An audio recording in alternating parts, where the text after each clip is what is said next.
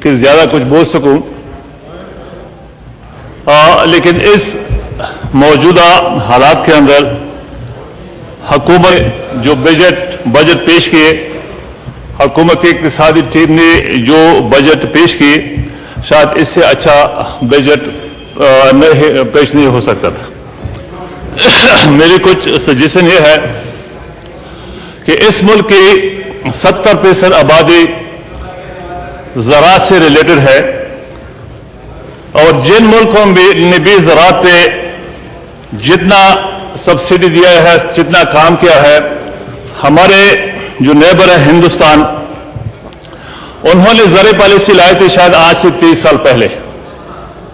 تو زرعی پالیسی ایسی تھی کہ زمیندار کو انہوں نے 40% سبسڈی دے کے سستے ٹریکٹر بنائے، سستے زرعی آلات بنائے، سستی کھاد دی، اور آج 125 کروڑ کی آبادی زراعت کے اندر خود بھی خود کفیل ہے، اور آدھی دنیا کو اناج، فروٹ اور سبزیاں بھی سپلائی کرتی ہے۔ تو میری یہ سجیشن ہے کہ زراعت کے لیے جتنی بھی زیادہ رقم رکھی جائے، اس سے ہمارے ملک کو بہت بڑا فائدہ ہوگا۔ اور اس کے ساتھ ہی جو زراعت ریلیٹڈ چیز ہے کہ اگر ہم بڑے ڈیم نہیں بنا سکتے ہیں تو ہم چھوٹے ڈیموں کے لیے، واٹر سٹوریج کے لیے جتنی بھی پیسے رکھیں، جیسے فار ایگزامپل ہمارے ساؤتھ ریجن دیا خان وغیرہ جو آلریڈی کچھ نہر ڈیزائن ہو چکے ہیں، کہ اگر ان کے لیے پیسے رکھے جائیں تو بہت بڑی صحرائی زمینیں ہیں وہ سیراب کی جا سکتی ہے۔ تو میری ریکویسٹ ہے کہ ابھی بھی جو ہے نا دن ہے کہ زمیندار کو جتنا بھی انسینٹو مل جائے تو اس ملک کی ترقی میں سب سے کردار ادا کر سکے گا، وہ زمینوں سے زمیندار ہی کر سکے گا۔ تو چھوٹے ڈیموں کا بہت بڑا امکان ہے۔ میں اپنے ضلع کا سیمپل دیتا ہوں کہ ہم نے تقریباً 6 ڈیم چھوٹے ڈیزائن کیے ہیں جو ٹوٹل کوئی 5 ارب روپے لگتے ہیں، اور میں گارنٹی سے دیکھتا ہوں کہ اگر یہ پیسہ لگ جائے تو پورا ہنگو ضلع سیلاب ہو سکتا ہے، اور آدھی بے روزگاری تقریباً ختم کی جا سکتی ہے۔ اور اس کے ساتھ ہی چونکہ مسائل تو ہمیں ورثے میں ملی ہے، 40 سالہ حکمرانوں نے اس ملک کو جس طرح لوٹا ہوا، جس طرح ہمارے منسٹر صاحب نے، یا پوری دنیا گواہ ہے۔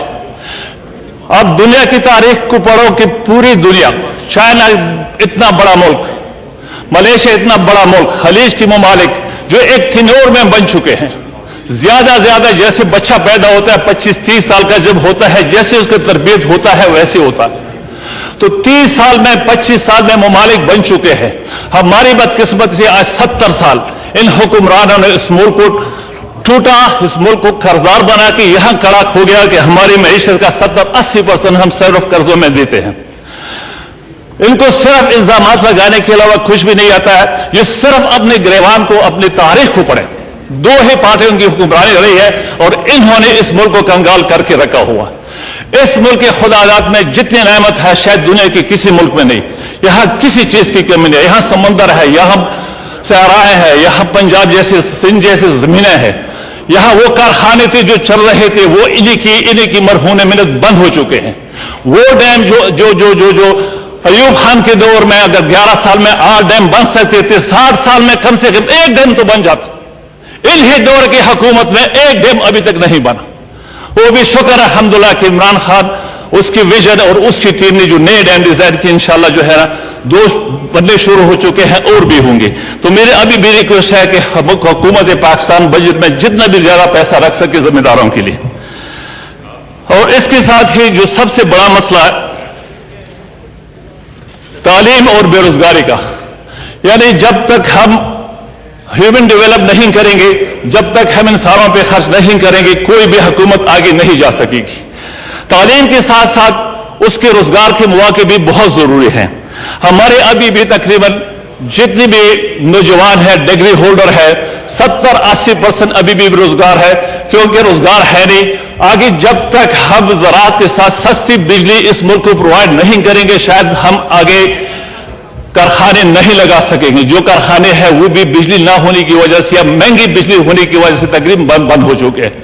تو میرے حکومت سے یہ ہے کہ چھوٹے ڈیم کے لیے جتنا پیسہ رکھا جائے، جو بنایا جا سکتا ہے ہمارے شمالی علاقہ جات میں، جتنے پانی جو ہے اللہ کا دیا ہوا جو پہاڑیں ہیں, جو گلیشر ہیں, جس سے پانی ضائع ہو کے کراچی کے سمندر میں چلے جاتے ہیں, ضائع ہو جاتے ہیں, کہ ہم اگر ان کے لیے کوئی پیسہ رکھے چھوٹے ڈیموں کے لیے, تو اس سے جو ہے نا سستی بجلی پیدا ہوگی, اور اس میں جو ہے نا ہمارے جو بچے تعلیم یافتہ بچے ہوں گے اس کو روزگار کے مواقع مل جائیں گے. میری یہ ریکویسٹ ہے کہ ہماری جب تک ہم تعلیم نہیں کریں گے ہم آگے نہیں بڑھ سکیں گے.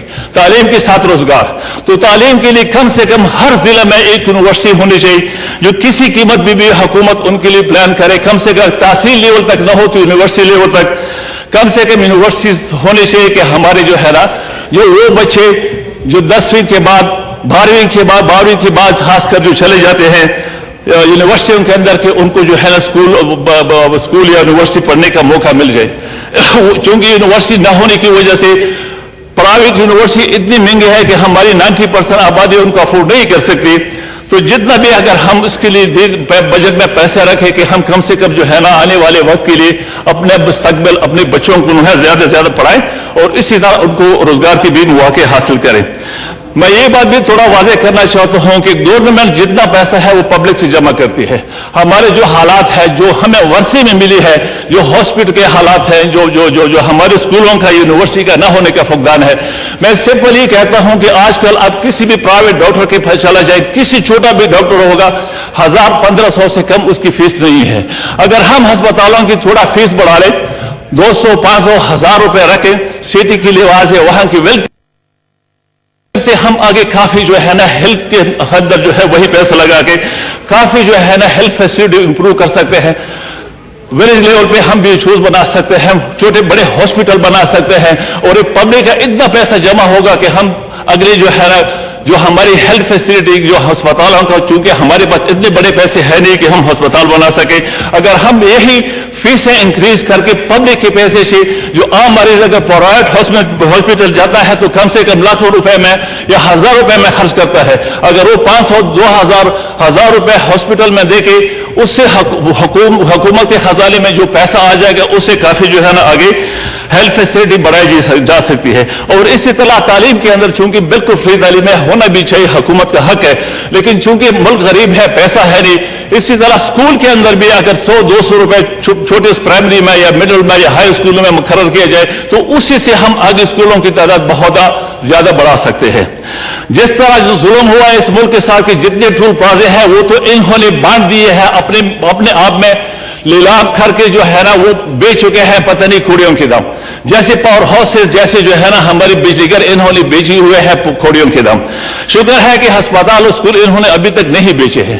تو ان کو اپگریڈیشن کے لیے اگر حکومت جو ہے نا اپنے پیسے بہت مشکل ہے, اتنا ہمارے پاس چونکہ بجٹ نہیں ہوتا ہے, اگر تھوڑی بہت فیسیں مقرر کی جائے میرا پورے پاکستان میں تو اس سے اگلے آنے والے دنوں میں بہت زیادہ جو ہے نا کام کیا جا سکتا ہے. میں پھر بھی زراعت پہ آ جاتا ہوں. اگر اس بجٹ میں جیسے وہ علاقے جہاں ڈیم نہیں بن سکتے ہیں, جہاں چھوٹے موٹے جو ہے ریزروائر نہیں بن سکتے ہیں, اگر پانی کے سورسز ہے وہاں آج سولار سسٹم ہے ذمہ داروں کے لیے, اگر سولار ٹیوب ویل کے لیے پیسہ رکھا جائے تو اسے جو ہے نا کافی فرق پڑا جا سکتا ہے اور کافی زمینیں آباد ہو سکتی ہیں. چونکہ سولار ٹیکنالوجی ہے اویلیبل ہے, بہت سستا ہے, ذمہ داروں کی ڈیمانڈ بھی ہے کہ اس کے لیے کتنا بھی اگر پیسہ رکھا جائے پورے پاکستان میں جو ہے نا کہ جہاں بھی پانی اویلیبل نہیں ہے, جہاں سورسز نہیں ہے اور جہاں زمین کے اندر پانی ہو سولار سسٹم کے جو ہے نا اس کے لیے پیسہ رکھا جائے تو اسے ذمہ داروں کو بہت بڑا فائدہ ہوگا. میں زیادہ وقت نہیں لوں گا, لیکن ایک چیز پھر بھی آ جاتا ہوں کہ یہ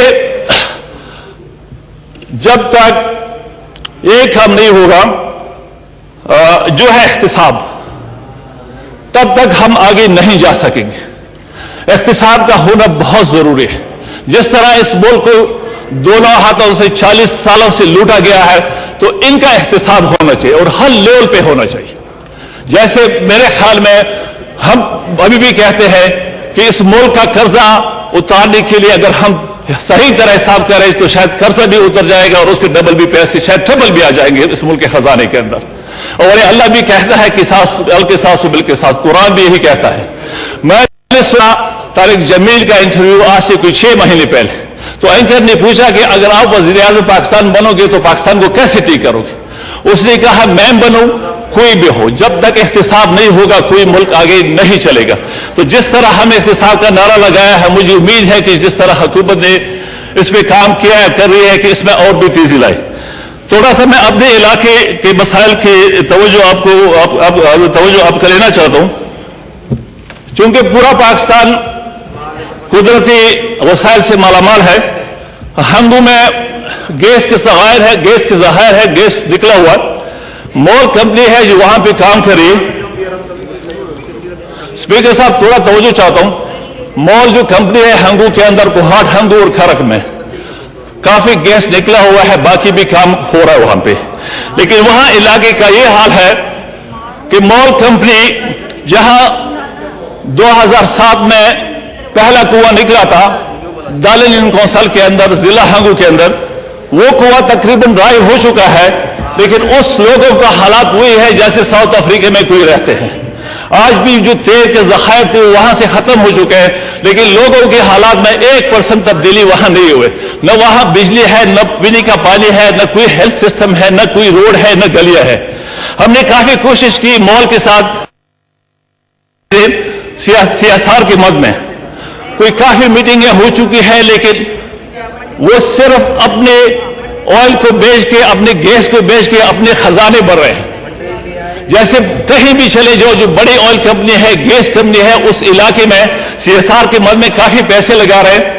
ہم نے کافی میٹنگیں کی کہ ہمیں کچھ روڈز بنا دے، کچھ پینے کا پانی دے دے، کچھ ہیلتھ سینٹر بنا دے، یا ایٹ لیسٹ کم سے کم وہاں کو ٹیکنیکل سینٹر بنا دے کہ جو ہمارے بچے بے روزگار ہیں کہ وہ انہیں یہی فیلڈ سے کہ کل اسی آئل اینڈ گیس کمپنیوں کے اندر آ کے جا کے ان کو نوکریاں ملی. لیکن پورے ضلع ہنگو کے اندر کوئی 9 ول ہے، پورا مال ہے جو وہاں سے تیل اور گیس نکال کے حکومت پاکستان کو بیچ رہی ہے. وہاں 1 ٹکے کا کام وہاں نہیں ہو رہا مال کی طرف سے. تو میری یہ ریکویسٹ ہے کہ گورنمنٹ اس کے اوپر کچھ سٹیپ لے لے کہ کم سے کم وہاں پہ ہمیں جو ہے نا جو بے روزگار لڑکے ہیں ان کو روزگار دے دے. مال کے اندر کوئی 450 توجہ چاہتا ہوں، 450 امپلائی ہے ٹیکنیکل اور جو سٹاف ہے، اس میں ہنگو کے صرف 2 بندے ہیں بس ابھی تک، صرف 2 بندے. جہاں ان 9 کھوئی ہے، اور میرے خیال میں KPK اور پاکستان کی گیس سپلائی میں بہت بڑا حصہ ہنگو کا ہے. پورے 2007 سے لے کے آج تک 13 سال ہو گئے، صرف 2 بندوں کو نوکری، ٹیکنیکل بندوں کو نوکری ملی ہے، اس کے علاوہ کوئی بھی نہیں. ہم نے کافی میٹنگیں کی ہے کہ ہمارا حق ہے ضلع کا کہ ہمیں نوکریاں مل جائے، ہمیں کچھ جو ہے نا CSR کے مد میں پیسے مل جائے جس سے کوئی سکول بنے. اس علاقے میں جہاں گیس نکلے ہوئے ہیں نہ وہاں پانی ہے، نہ وہاں سکول ہے، نہ وہاں ہیلتھ فیسلٹیز ہے، نہ وہاں بجلی ہے. تو اربوں روپے کے جو ہے نا ان کے آمدن ہوتے ہیں منتھلی کے حساب سے. اور ہمیں علاقہ جو نظر آ رہا ہے، جیسے کہ میں نے کہا کہ ایک نسل ڈرائی ہو چکا ہے، اسی طرح کل آئل اینڈ گیس بھی ختم ہو جائے گا اور وہ علاقہ ویسے رہے گا جیسے 30 سال پہلے تھا. تو میری یہ ریکویسٹ ہے کہ اس کے اوپر حکومت پاکستان حکومت پاکستان تھوڑا سا جو ہے نا غور کرے کہ وہ کمپنی جہاں سے بھی جو ہے نا آئل اینڈ گیس نکلتی ہے یا باقی نیچرل چیزیں نکلتی ہے کہ اس علاقے میں تھوڑا پیسہ لگا کے، یعنی میں یہاں تک کہتا ہوں کہ ان کا جو نیٹ پروفٹ ہے ان کا ہمیں 5% نہیں دے دے، 4% نہیں دے دے، 2% دے دے بس. نیٹ پروفٹ کا 2% دے دے. میں گارنٹی دیتا ہوں کہ اگلے 5-10 سال میں وہ ضلع مکمل ڈیولپ ہو جائے گا، کیونکہ اربوں روپے، 100 اربوں روپے وہ سال کے کماتے ہیں. مٹ چکے ہیں. گورنمنٹ لیول کے منسٹر صاحب نے بھی کافی کوشش کی ہے سب نے، لیکن کمپنی یہاں سے سنتی ہے وہ رہا نکال دیتی ہے. میں پھر کہتا ہوں ریپیٹلی کہ اگر 100 ارب روپے کماتے ہیں ہمیں صرف 2 ارب روپے دے. 2 ارب روپے کا ہمیں سال کا مل جائے، 5 سال میں ہنگو کو ڈیولپ کر سکوں. اسی طرح پوری پاکستان کی جہاں بھی بڑی کمپنی بیٹھے ہوئے کہ CSR کے مد میں اس علاقے کو پیسے دے دی. میں ریپیٹلی کہتا ہوں کہ 13 سال کے بعد کنواں سوکھ گیا. اس علاقے میں نہ پانی ہے، نہ سیوریج ہے، نہ بجلی ہے. وہاں دالن کا علاقہ ہے، آج بھی کچھ نہیں. وہاں جو معدنیات تھے وہ تو لے کے گئے. اسی طرح پورا پاکستان ڈرائی ہو جائے گا. جہاں معدنیات ہے، آپ چاہے سونا ہے، کوئلہ ہے، اسٹون ہے، جہاں آئل ہے، گیس ہے، ہم بالکل کنگال ہو جائیں گے. جو پیسہ ہے وہ تو لے کے جائیں گے. ان کو کمپلسری کرے، ان کو قوانین ایسے پڑے کہ اس علاقے کی ڈیولپمنٹ جو ہے نا اس میں ان کا حصہ ڈال دیں. اور اس کے علاوہ میں تھوڑی سی بہت لمبی سپیچ ہو گئی، آپ مختصر کریں جی اور لوگوں کو بھی چانس جی آخری بہت شکریہ جناب اعلیٰ، بہت شکریہ. میں بالکل مختصر کرتا ہوں، اور میں پھر بھی جو ہے نا اپریشیٹ کرتا ہوں گورنمنٹ کے اندر کہ اتنے برے حالات کے اندر جس طرح ہم چلے تھے الحمدللہ، ہمارا امید ہے کہ جو قوم جو وعدے کیا ہے قوم کے ساتھ عمران خان نے، ہمارے وزیر اعظم نے، پوری لیڈرشپ نے، انشاءاللہ وہ پورے ہو جائیں گے. تھینک یو سو مچ. بہت شکریہ جی. جی محترمہ ماہمید صاحبہ.